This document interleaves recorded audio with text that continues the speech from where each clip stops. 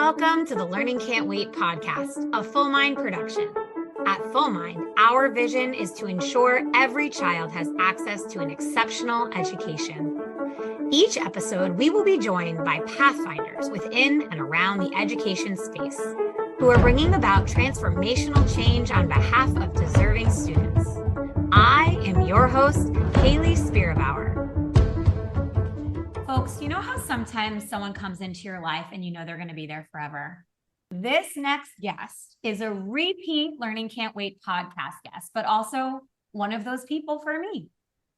We have Dr. Muhsinah Morris, the director of Morehouse's Metaversity program, back with us on the Learning Can't Wait podcast. Welcome back, Muhsinah.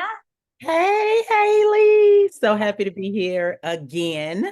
Yes, I'm so happy you're here. And for those that didn't listen to the first episode, you're more than welcome to go back. I think it's from season 2 or season 3.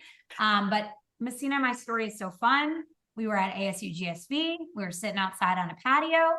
Muhsinah wanted to sit down. I said, come join me. And we realized we were meant to know each other. Very meant to know each other. We are sisters from another mister. That's so true. But more than that, I feel very blessed that that moment happened because Muhsinah, as I'm sure a lot of the listeners know, is doing things and doing incredible things in the education space. And I really feel honored to be able to follow your journey, Muhsinah. Oh, thank you so much. It has been an amazing journey. It's a journey that I can't even believe that I'm on. Well, tell everybody, what have you been up to since the last time we spoke? Absolutely. So the Metaversity at Morehouse College is still going strong. So I have transitioned several times from chemistry department chair to education professor to training pre-service and in-service instructors on metaversive teaching and learning. And then now the Metaversity program is its own program, and I am the director of that program. So I am going to be keeping it going. And now we're rolling out our AI-powered teaching assistants as part of our Metaversity program, which is all the conversation right now. So before we hop into that, because that is absolutely the topic I'm excited to talk with you about a little bit more here today.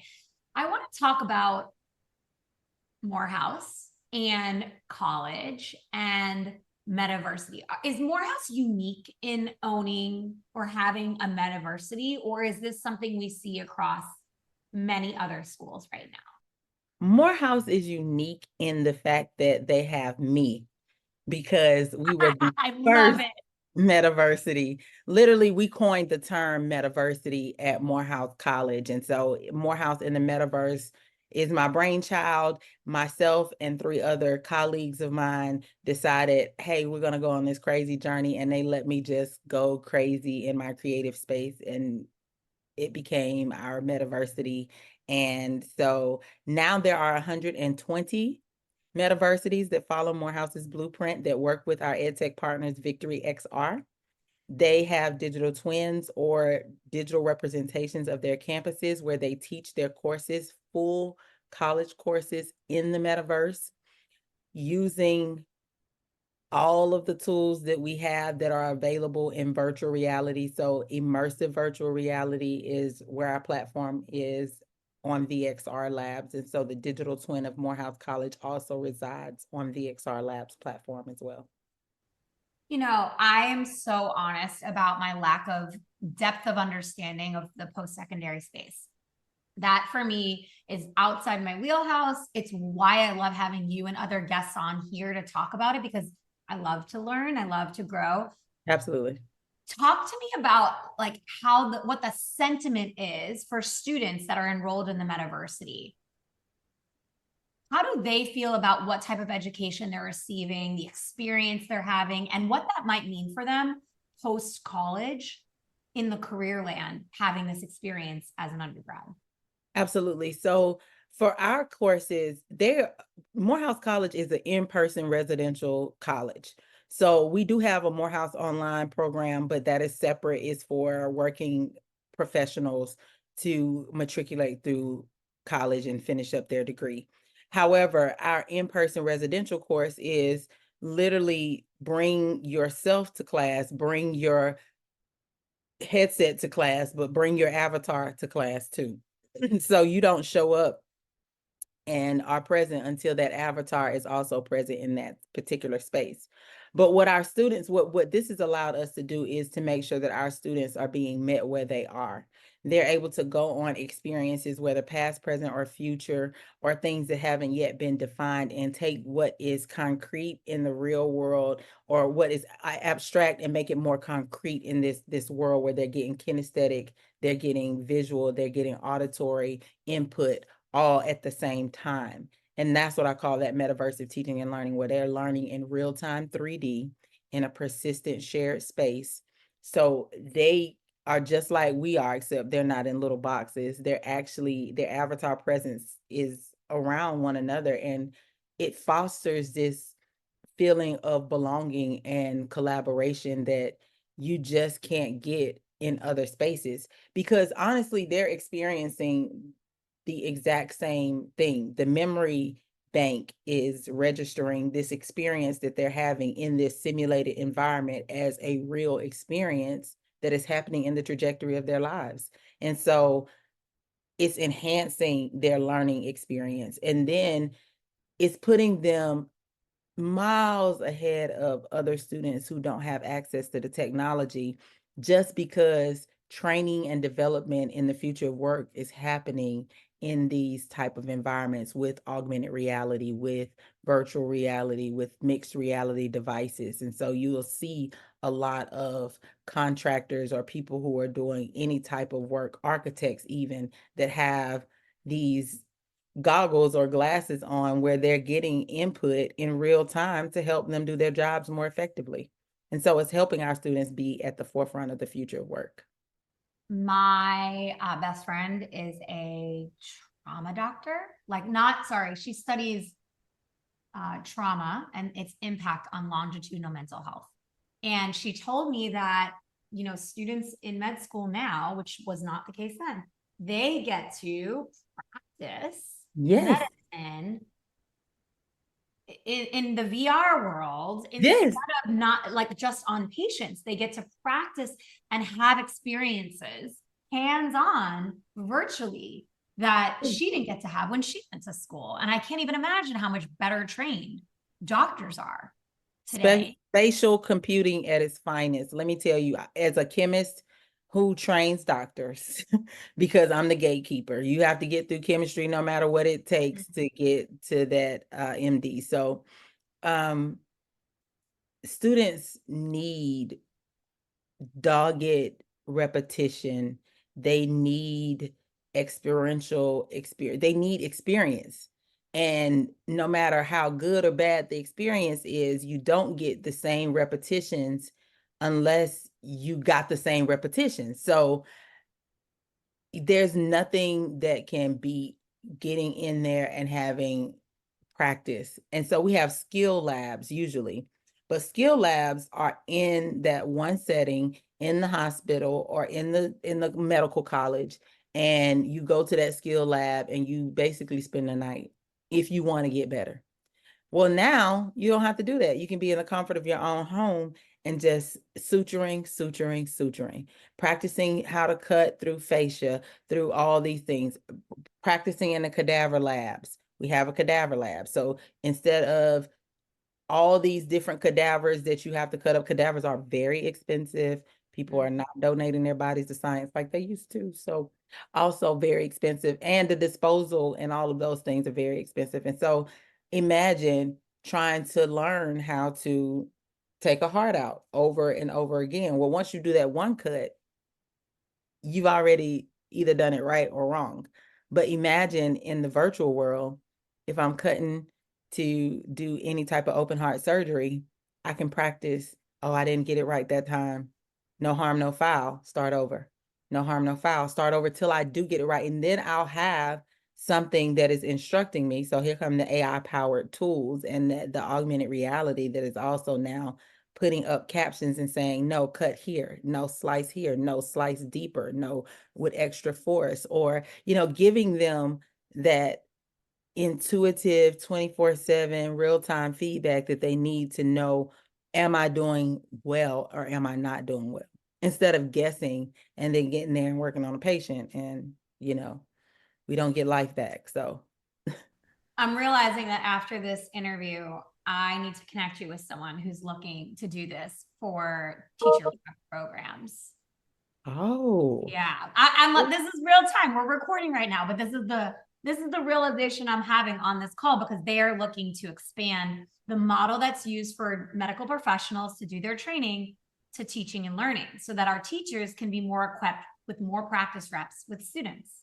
So that's what I do. So basically when I moved over to the education department, training pre-service and in-service instructors, training them on how to do metaversive teaching and learning. So that is my pedagogical approach to how do we use spatial computing and extended reality technologies in this web-based environment in order to reach students, and how do we use active learning practices that we already know, problem-based learning and investigative case-based learning and things like that, to provide our students with a rich learning environment that will get them to the student learning outcomes faster.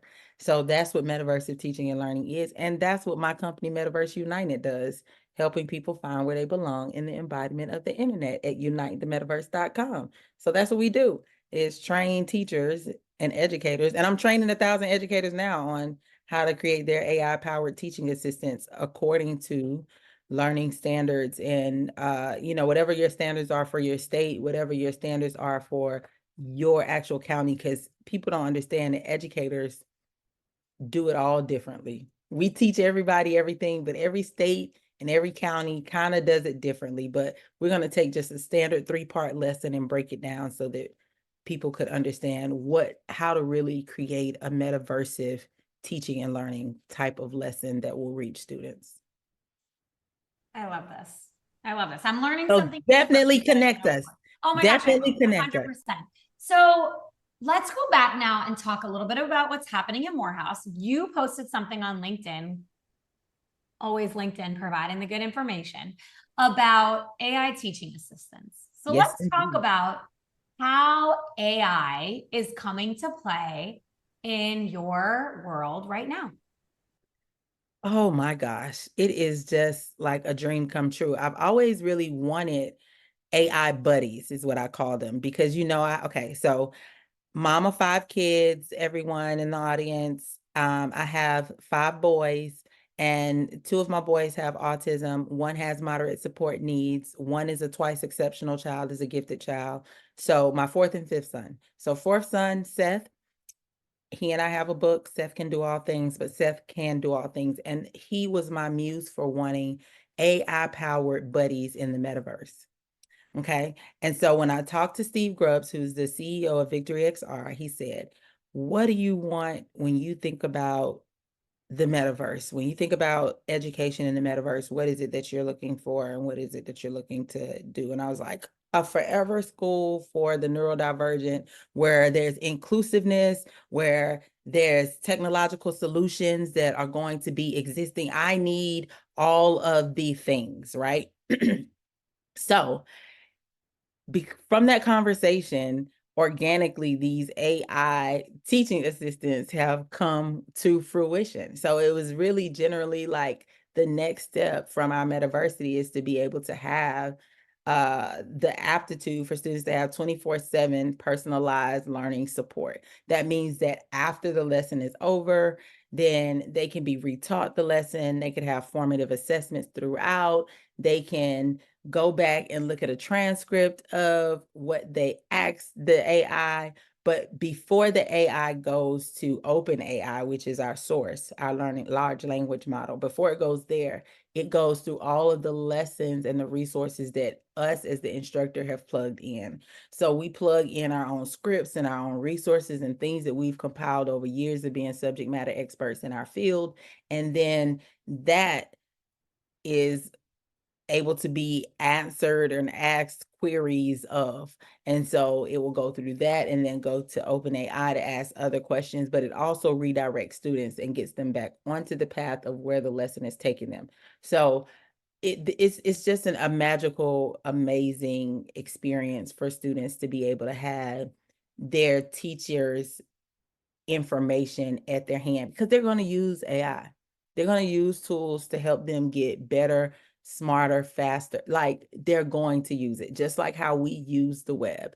And they don't know the evolution of technology the way that we do. And they don't know how to facilitate it and to be, to do it well. And we have to be facilitators of this information and conduits of integrity for the way that they use it. And so building with Victory XR, these AI powered teaching assistants is so important. We're also doing AI tutors with our HBCU US STEM Success Center that serves HBCU students. And so we're going to be training our tutors to create their own AI TAs for different subjects. So physics, foreign languages like Spanish and French, college algebra, calculus, all these courses that students typically have trouble with, or have these aha moments at 3 a.m. and they need answers.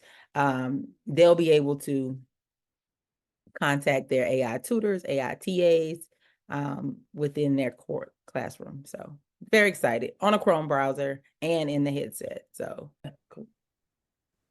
What I love about what you just shared here is what I think is very true and core to your belief system and my belief system, which helps to align.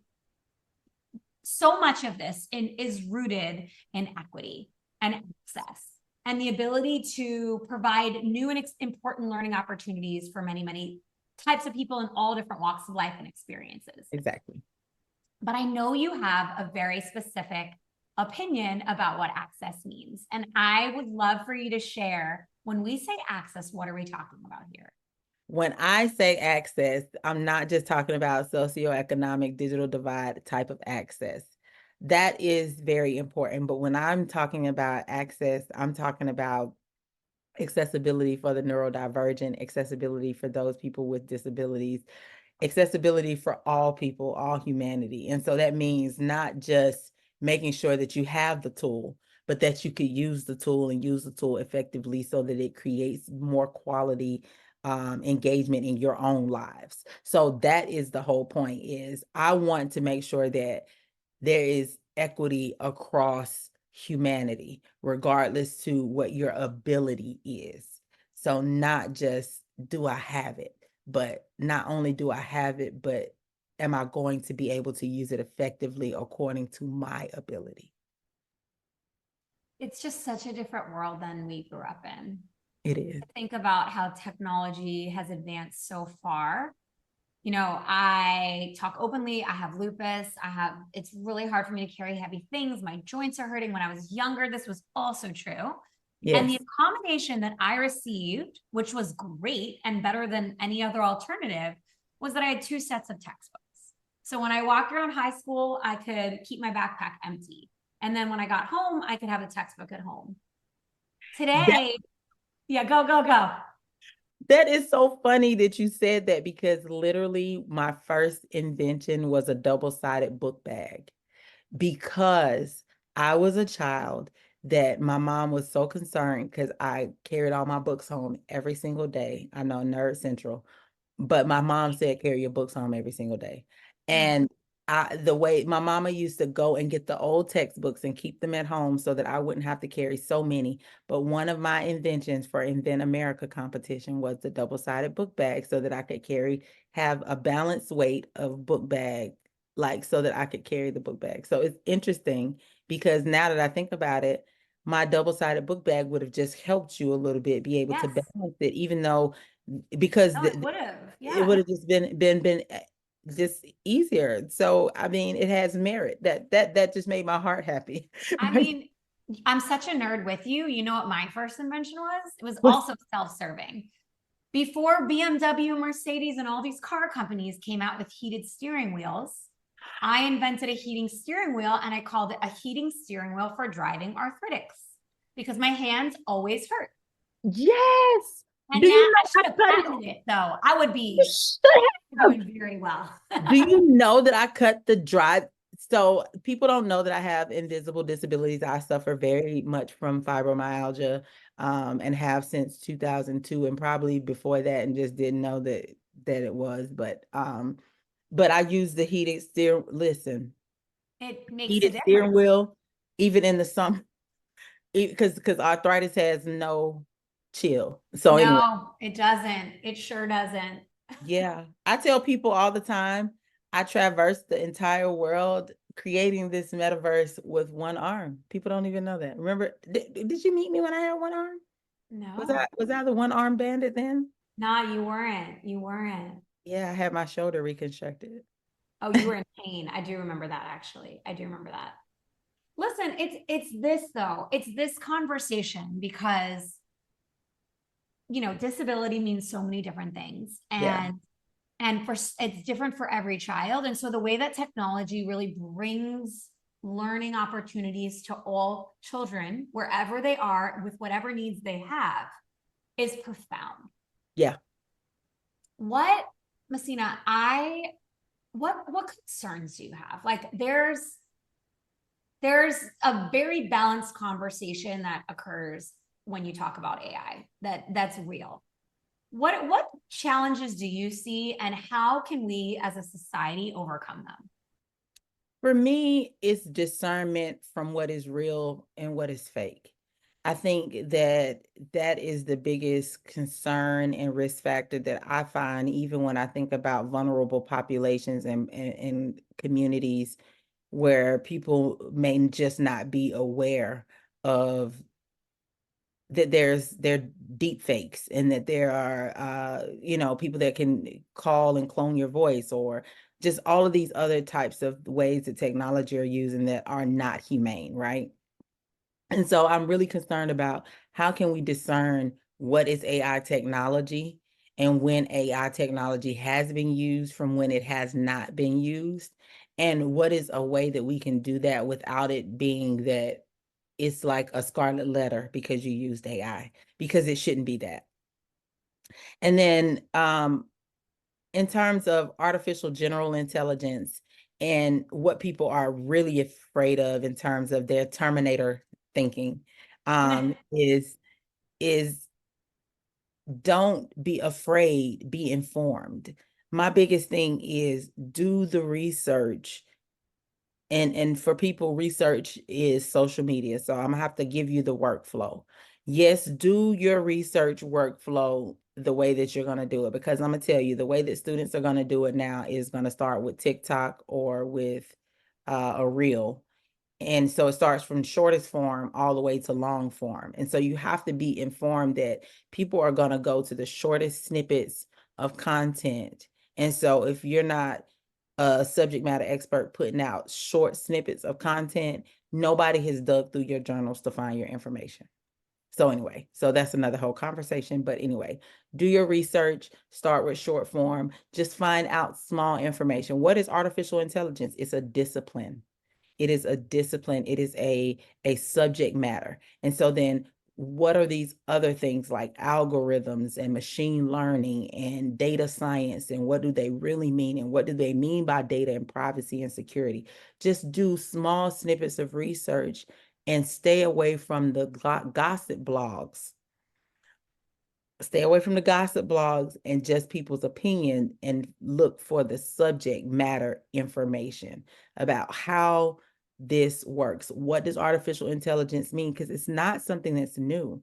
We've been in this time warp of technological tools that are being used to help better humanity for a very long time.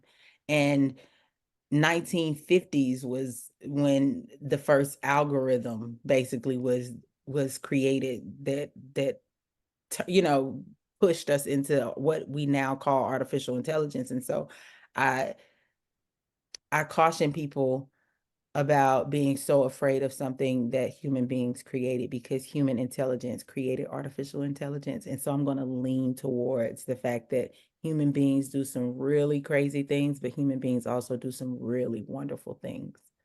Yeah, And you got to trust in humanity that we're will going do to things. trust humanity. But I want to go back to something you said a moment ago about subject matter experts. You are a subject matter expert. And so where can people, if they want to learn more about what you're doing, where can they go? You quickly named a website before, but where else can they learn about your research, your work, your line of your just everything you're touching right now?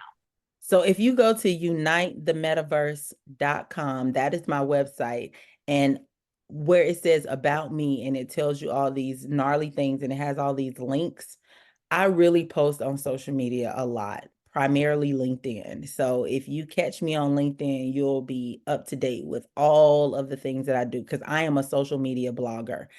LinkedIn and Instagram are my biggest ones, but I have all of the things. And then I have my YouTube channel and a Beyond Reality podcast, and I post things that just happen, conversations that need to be had, quick things that have come up that people need to know that are beyond reality, whether it's about artificial intelligence or just about my life as a mom, balancing it all, right? But it's all beyond reality. Right now. So that's the podcast, but that is how you can keep up with me and all the fabulous things that I'm doing. And I always talk about some of the good work that I'm doing. I always repost people's work that's happening in the space that are doing some really amazing things that you should watch out for and keep your ears and eyes open for. So yeah, definitely follow me. It's a good thing you do post all that because that gave me an excuse to reach out and be like, tell me all about the AI teaching assistant. Yes. I need to know. The audience needs to know. They do need to know. What I want them to know is that there is no greater time than this to have 24/7 personalized support. There's a child that will never ask a question a day of their life in school. They'll sit in that chair and they'll have thousands of questions inside and they'll never ask it.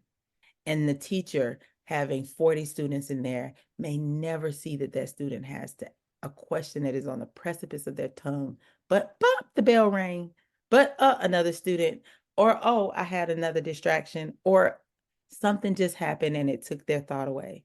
But they're in their bed and it's the middle of the night and that question comes up and they have no one to ask it to. They can write it down in office hours. They can't get to school early. What if they can't stay after school? They can't get to the teacher. What do I do? We used to have something called homework helpline, but that was only like where you could call in and it would be some random person and they may or may not really know what you're trying to get help on.